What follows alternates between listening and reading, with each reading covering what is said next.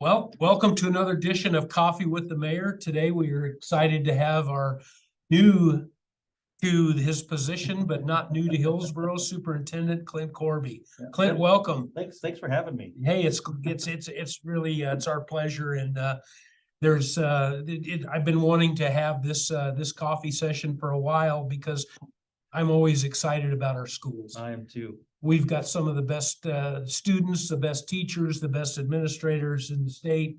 And that's just not by our own emotional response, but that's by statistics and measurements and testing and all of those things. That's exactly right. And I'll let you talk about that here in a second. But first, just to get started, I know, again, like I said, you're not new to Hillsboro, but you're certainly new to the superintendent's position. So how has that been so far this year? The transition's been great. I mean, you said it earlier, just about having great people, and we have the right people in the right spots, and that makes my job manageable and possible because of the great people that are already there.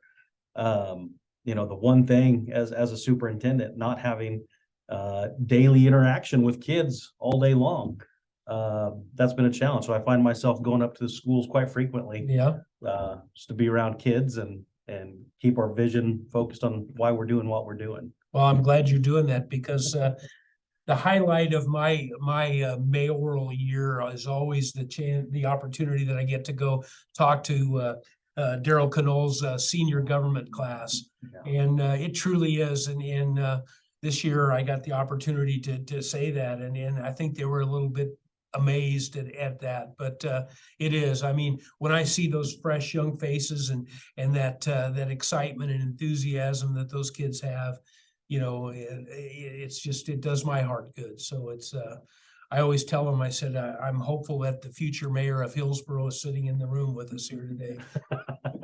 That's fantastic. Yeah, it is a great project. That particular project kind of exemplifies, I think, what separates Hillsboro schools from others in terms of the level of community involvement that we get, whether it's from the side of the city or business partners, other community members. It is astounding. I go different meetings and different things, and people talk about what a struggle it is to involve their community. Yeah. And I kind of step back and say, it's not here. Problem here. Not here. For sure. So have there been any other organizational changes? I know we've got a couple. You've got a couple again, new administrators in the buildings. Yep, two new administrators. Both not new to Hillsboro necessarily. Right. We got Nathan Hebert at the elementary. This is his first year as elementary principal, but has been at the middle high school for several years. I want to say somewhere around 17. I would imagine something like that. It looked like he had 17. No, I know. I wish I had it. I wish I had his complexion. It looks good. And then I've got Tyler Weinbrenner, who's a Hillsboro High School graduate, is filling the Hillsboro Middle High School principal position, and he's doing a fantastic job too. I'd feel absolutely blessed with the team that we have. Once again, you hear about other issues in other places.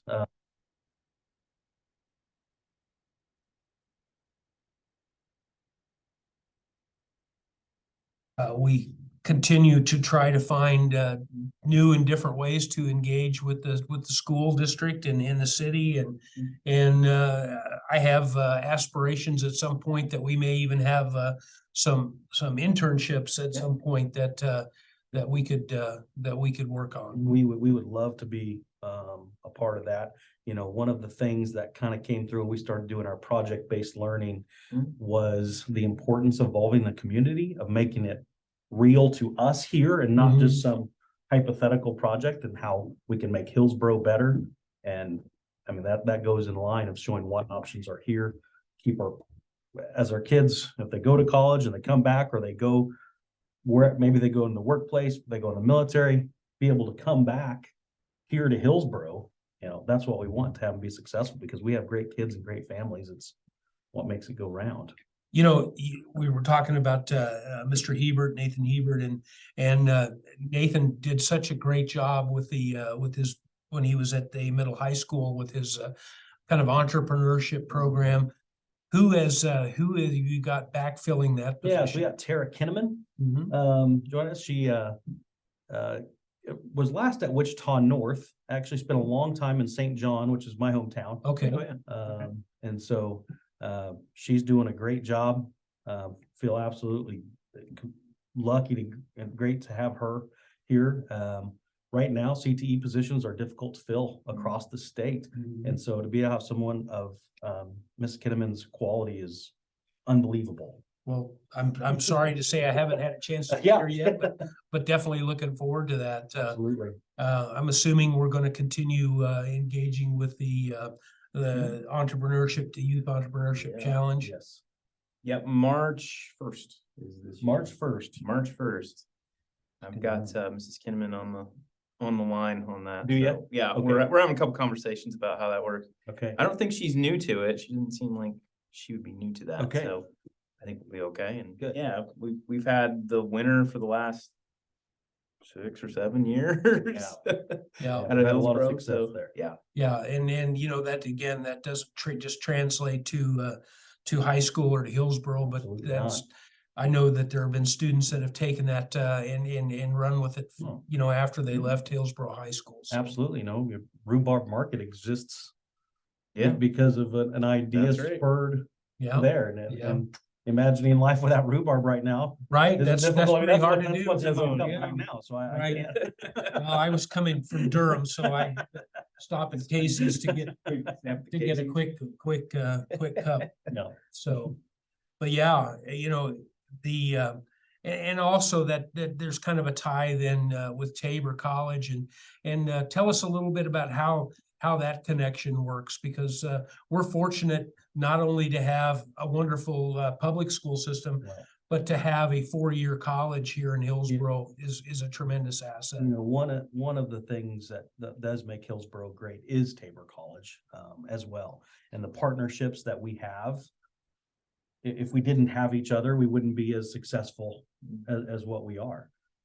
With everything, they offer our college, their college classes for our kids at a significantly reduced rate that you can't get anywhere else. And so that really benefits our families and gets our kids a jump start for those that want to go that direction.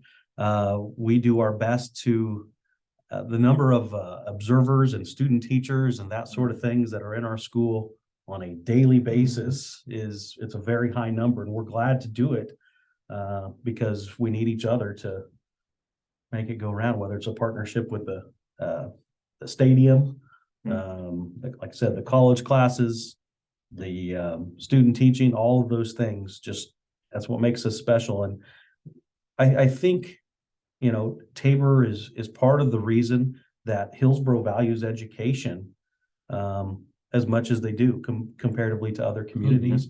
And so the fact that we can do that together is pretty awesome. It's kind of interesting, but we have 3 Hornets, ESU Hornets sitting here around the table. All right. Yeah. That was after my time. Yeah, A little bit after mine too, honestly. but again, even as an Emporia State grad, just growing up in Hillsboro, the value that Tabor has brought to the community. I'm a firm believer in collaboration and cooperation. And, that you mentioned the stadium, and that is one of those very early on public-private partnerships that developed.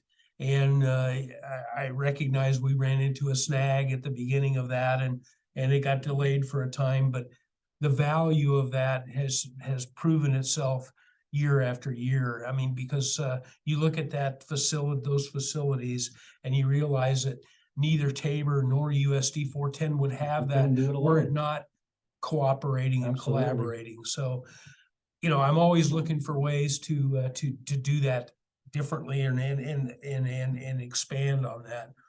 And one of the things that we have talked about is this idea. I was just when I went into Casey's this morning, I had to wait a little longer than I anticipated because about 10 welding school students came over for their break right when I went in to get my cup of coffee. So again, that's a great option that and a collaboration that we have with Hutchinson Community College. Absolutely. You know, with our welding school, and obviously there are a lot of welding jobs in the area right here in Hillsboro, and of course in close proximity that those people are being trained for. So that's, you know, but we need to see that expand, I think, and one of the visions, dreams that we have is maybe a trade school that would incorporate building trades, electricians, HVAC, plumbing, and all of those things. You know, I'm sure you guys are well aware of the need, just from our side. Whenever we're looking to have work done, where we have to bring people in from Wichita or El Dorado or whatever, because we some of the work can't be done locally, and that's frustrating because, you know, we want to be able to support our local folks and what we're doing. So to have those there would be amazing. Sometimes we can't even get a call back. To get Yeah, I'm on a plumbing list work for done. like 6 months for a little project at home. Yeah, that's But exactly. yeah, we have stuff here we can't get, you know, even the city has a hard time finding somebody to do some of our work for us. It's amazing to me. Yeah. So, you know, one of the things that that I think, you know, it comes out of this, and it just to kind of tag again onto some comments you made earlier, is Hillsboro really is becoming, and has been and is becoming even more so, a center for learning excellence, because there are very few small communities of our size in the state of Kansas where you can start your education at the preschool level and take it all the way through a master's degree program without leaving the city limits of Hillsboro. Oh, that's exactly right. One of the other partnerships at Tabor that we have failed to mention is Project Search that we have for our county. I mean, unbelievable. The success that program has had for our students. We're at 100% job placement rate for our special needs students. That's amazing to go there. Yeah. And then we're getting jobs. I mean, that's amazing. Incredible. Yeah, it is. It is amazing. And again, you know, facility wise, with the enhancement of Tabor's campus and their auditorium, you know, when we need it, that 800 seats really comes in handy. Absolutely. Yeah, that's kind of our new home for graduation. Yeah. We don't have to try to predict the weather, which turns out we're not very good at. Yeah. So yeah, I'm telling you, meteorologist, that's one of those jobs where you can be wrong most of the time and not lose your job. You come to work every day. That's it. Every day. Good. Yeah, for sure. Tell me a little bit, you know, we've put together, and I know you're aware, Max, your predecessor was part of the group that helped put it together, but we have a strategic plan for the city of Hillsboro that we operate with, and we use that as a guideline. You know, anytime we're making decisions or we're contemplating doing things, you know, we always have, how does that fit into our strategic plan, kind of in as our current administration would say, top of mind. Top of mind. It's top of mind. You know, but is there anything like that you guys are doing or have done with the school district? Yeah, absolutely. We did a goal setting session in July, and then all of our work is involved in those things, whether that's teaching and learning, capital improvements, spending time on human resources and what meaning, how are we going to retain people and how are we going to attract people? Right now, there are less and less educators available. We just did a survey last year that in the next 3 years, we have 7 teachers that are going to retire. So, you know, we have to make sure that we are being proactive of either keeping those folks and see if we can get them to stay them into a a little longer. And if we can't, then what do we got to do to go out and get folks to come here and let Hillsboro be the place they want to be? So, and you know, to that point, I guess what we're doing on our strategic plan, you know, dovetails in with that. For sure. I know you came from a H4C Yeah. just meeting walked this in from a morning, which is childcare meeting. childcare. That's huge. You know, so teachers, with young families coming in, childcare is extremely important. Yes. And then, another one is housing. So housing, Yeah, housing's- again, critical need, that, nothing. I guess one of the things that I struggle with personally and as mayor is my inability to be as patient as I maybe should. So I get very Things impatient. take a lot longer than Yeah. we want, don't they? And, Yeah. and Matt knows that some of my catchphrases, one of them is have a bias for action. Don't, at some point we got to stop talking about it and we got to just start Let's doing. get to work. And it's never going to be perfect. Yeah. And one of my military heroes has said that a good plan executed aggressively today is always better than a perfect plan tomorrow. That's exactly Right? right. True. So yeah, we're it's not always going to be perfect, but moving forward and keeping that momentum is critical. So we recognize the role that we have to play in your success and vice versa. Absolutely. Yeah, We need each other. Once again, those partnerships are critical to make it go round. certainly critical. And then I guess lastly, the workforce piece also comes into Yeah, play they're all because connected. people you move in may have a spouse that needs employment, right? Absolutely. Absolutely. So having those kind of quality work opportunities is important as well. Yeah. It makes all the difference. That's how we get people. Yeah. We had the opportunity after the most recent census. We got some tools and Danielle Bartle, our city clerk, was showing Matt and I some of the things. But one of the things that she showed me that was very intriguing is there's about the same amount of people that leave Hillsboro just commute to other Sure, places for for work, employment, yeah. right? But there's almost an equal number of people commuting That come into to Hillsboro. Yeah, Isn't that interesting? so it is Yeah. interesting.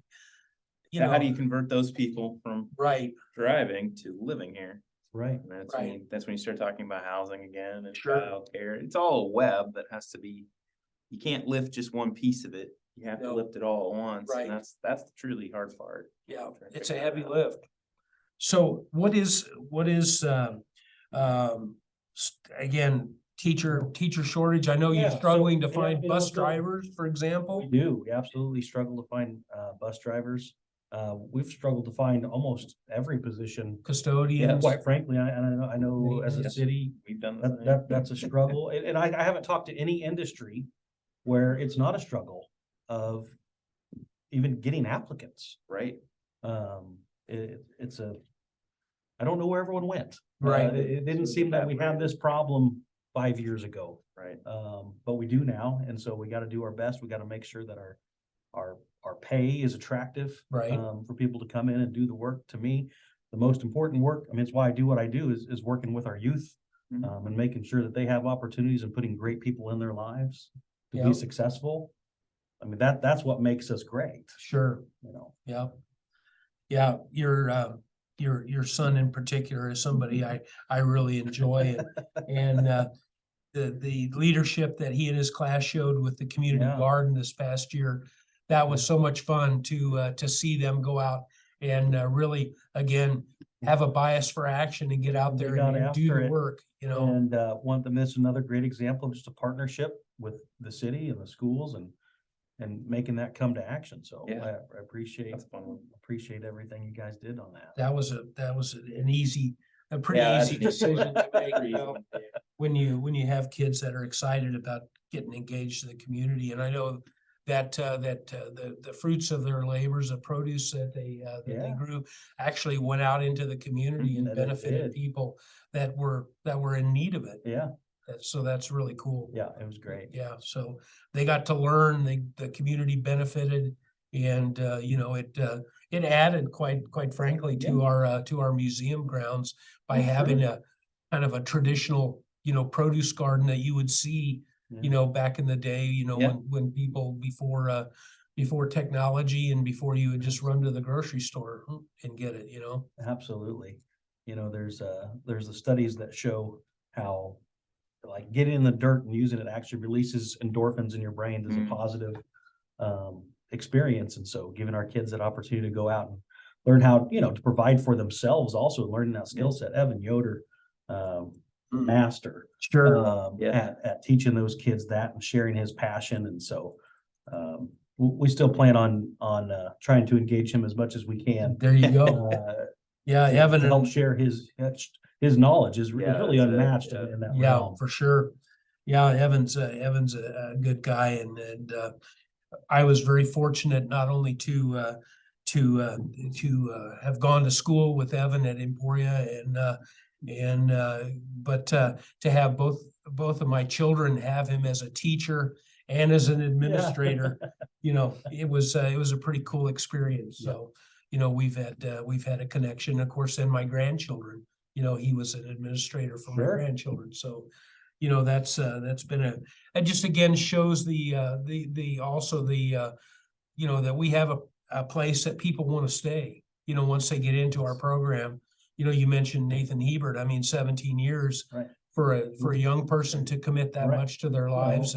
And we don't, once people come to teach here, we don't typically lose them to them go teach somewhere else. Yeah. We lose them either they retire or they change professions completely. Most of our teachers agree that they're going to teach. This is where they want to be. Yeah. So as we kind of wrap up this morning, tell us something that is maybe new this year, or that you have aspirations for to see develop going forward. One of the things we've been working on is developing what capital needs that we have. And so really putting together those projects right now. The project that's at the top of the list is our lighting in the auditorium. If you've been in the auditorium, lately or 10 years ago, it's not great. Yeah. Every day, when we turn it on, we hope that it turns on.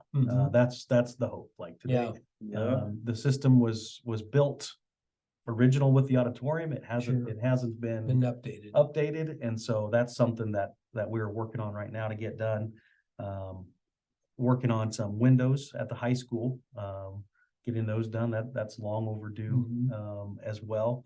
In terms of some other changes, there's some from KSDE. They're going to be changing the graduation requirements that I want to talk a little bit about briefly. It'll impact 7th graders and down, so it won't impact anybody. So it gives schools time to make changes necessary. But what's interesting is there's a lot of concern going around listservs right now. Superintendents, what are you going to do for this? What are you going to do? And with the changes that we made, we ran our current senior class and ran the new requirements, and we would only have one student that wouldn't have already met those because of what we're doing. Wow. Of how far we are ahead of the curve, right? We're so far ahead, like requiring personal finance. Oh yeah. We do that. So for us, that's an easy one. That's something that we already do. The biggest change was adding a STEM elective. Well, that's the overwhelming majority of our curriculum. Like I said, you have to try pretty hard not Not to find a STEM course in not there. to be able to do that. And so I feel really good about those changes that are coming, and kind of feel at ease. Everyone else is kind of in a boat of what are we going to do? So I have a feeling that I'll try to help those folks out and share our schedules and how we do what we do, so that way they can breathe and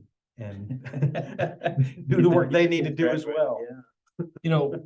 One of the things that I've always said is we don't like to brag. No. I mean, I think that's in our nature. I think as who we are, if you're a Hillsboro citizen, but we actually have quite a bit we could brag about. Absolutely. And what I'm hearing you describe is something that I know you don't want to rub it in anybody's face, but at the same time, it does gotta make you feel good when you're talking to these other people that, wow, we had the foresight, you know, and the people in the past.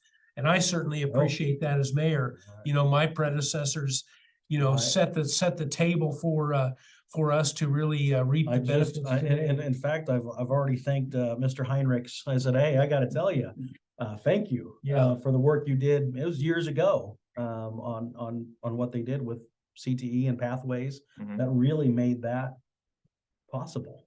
So in terms of, you know, people talk a lot about testing and scoring and so forth. Where does Hillsboro High School or USD 410 in total, where do we kind of rank in terms of outcomes in the state of Kansas? So it depends on what outcomes. But every year, and just this year, we were recognized with everything from kindergarten readiness to post-secondary success rate. We even got the Commissioner's Award, which means that we outperformed what we should perform based on Okay. student population. And so just really nailing it in that regards. In regards to state assessments, we're at the top of the list. And honestly, we don't spend a lot of time talking about state assessments Yeah. because it's not our driving force. Our driving force is the kid that's in that chair and what it is they need to learn.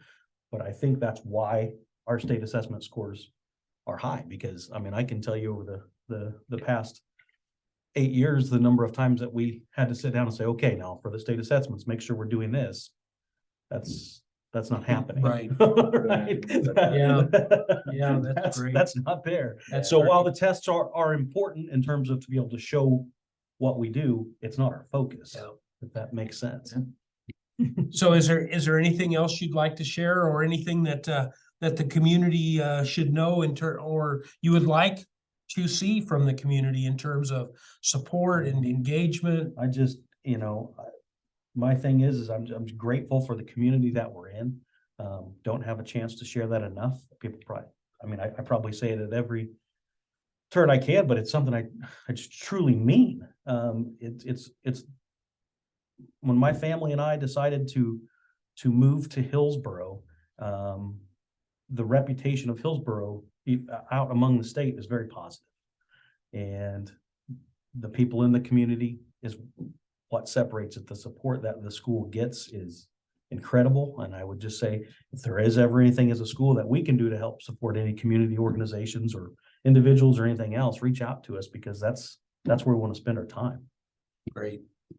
Great. Well, Clint, I really appreciate you Yeah. taking time out of your schedule to be here with us this morning and to share what's going on at USD 410. Appreciate And it. I would also like to extend my thanks to you and your staff for the great job that you do and helping make Hillsboro, you know, a great place to live. So Appreciate it. Thank you know, for having me. you're welcome. All right.